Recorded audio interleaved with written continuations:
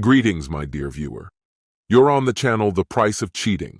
The channel is for those who appreciate traditional family values and condemn adultery. So be sure to subscribe to the channel. Let's get started. In one night, my life fell apart so completely that it felt foreign to me.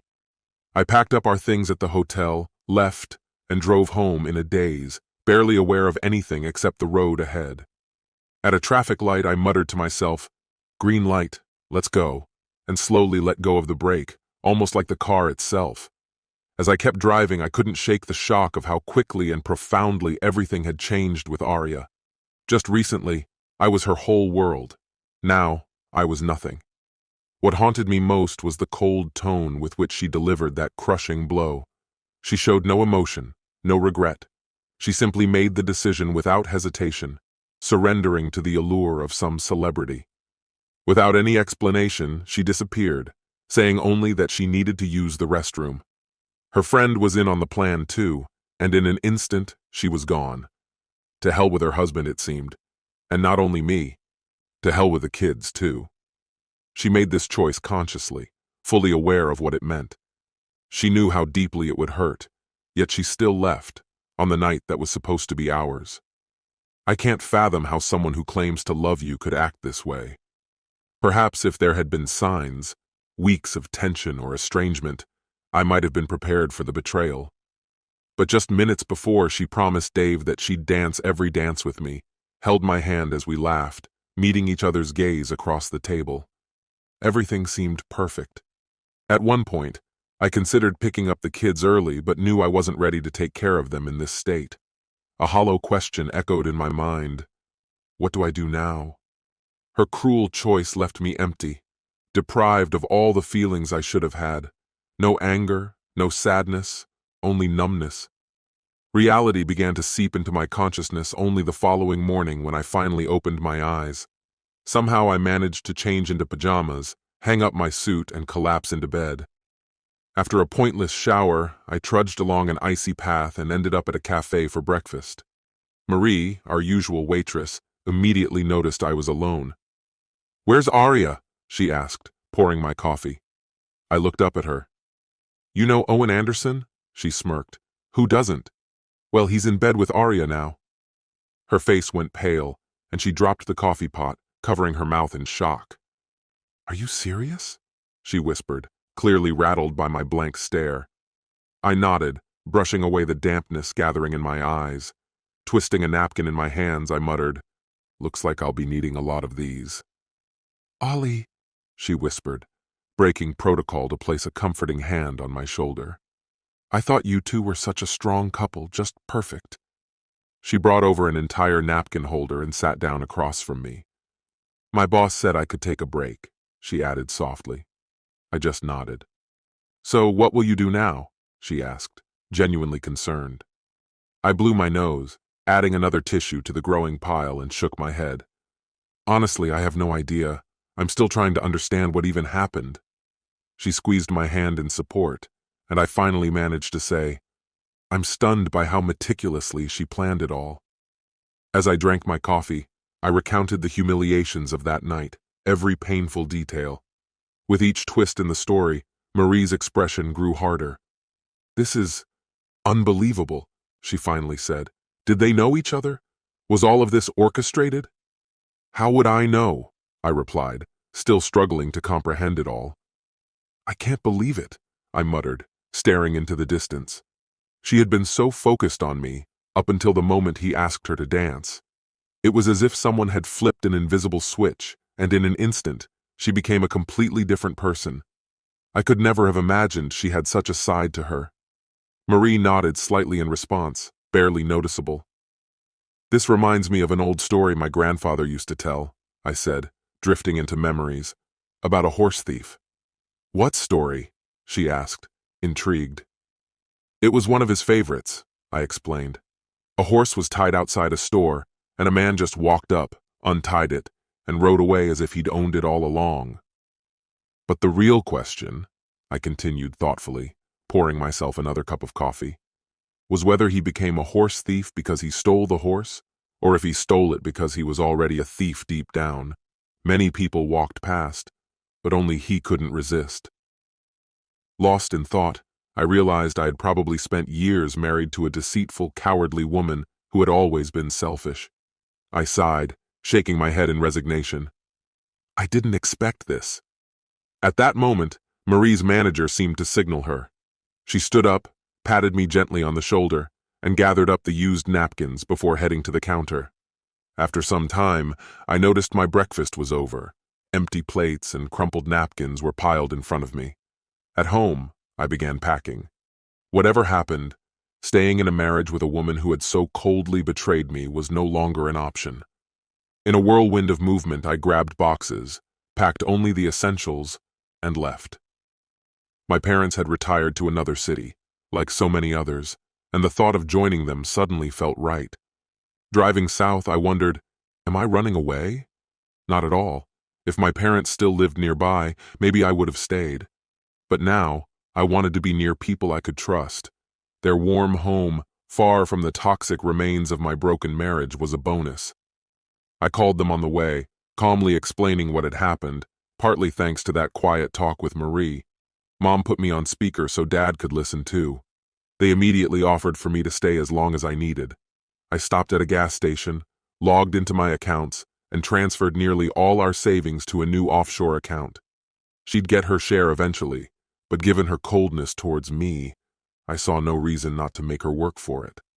She'd have to find funds for a lawyer without immediate financial support, which might complicate her access to the best specialists. I even blocked her credit cards, claiming they'd been lost. Her new partner could likely support her. He had made that quite clear last night.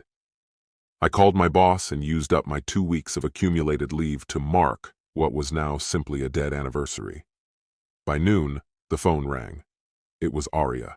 I let it ring, making it clear I wasn't interested. Soon after, a message arrived. I'm back. Where are you? Did you take the kids? I waited for the next exit before replying. No, I left. No. She called immediately, but I ignored it, rejoining the highway and sending her to voicemail. To avoid the temptation to respond again, I turned off my phone.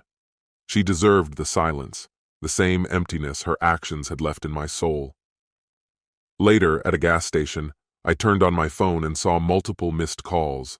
From her mother, from Dee, and even from my boss. Seriously? My boss calling on a day off? I realized Aria was doing everything she could to break through my silence, trying to reach me through any available channel. I turned off the phone again, finally firm in my decision. When I arrived at my parents', my new refuge, I spent over an hour recounting all the recent events to them. Afterward, I began to think about the future. I asked them to let me stay for a few weeks under the radar and not to reveal my location to anyone. If it's inconvenient, I can always find a hotel, I offered. But they assured me it wasn't necessary, and we spent hours discussing options over mugs of beer, eventually deciding on a plan. Their house was only a few blocks from the beach, so I drove there, left the truck in an empty lot by the shore, took off my shoes, and let the waves brush my feet. Then Aria called. Where are you, Oliver? Her voice was tense. I'm gone. Where did I go? The same place as you. Yesterday you left, following some impulse that pulled you away from me. Today I did the same. I left and followed my own path. I once loved you. No, you're right. You never loved me. But that doesn't matter anymore. What matters is that I no longer love you. I can't endure such heartless betrayal. But Oliver, she says, what about our 17 years of marriage? I've asked myself that question so many times I've lost count. Did you think about those years last night when you kissed that stranger? Did you think about us? About everything we built together? I don't know if she thought about it. I guessed, and her sigh told me everything I needed to know. How did you find out? She asked.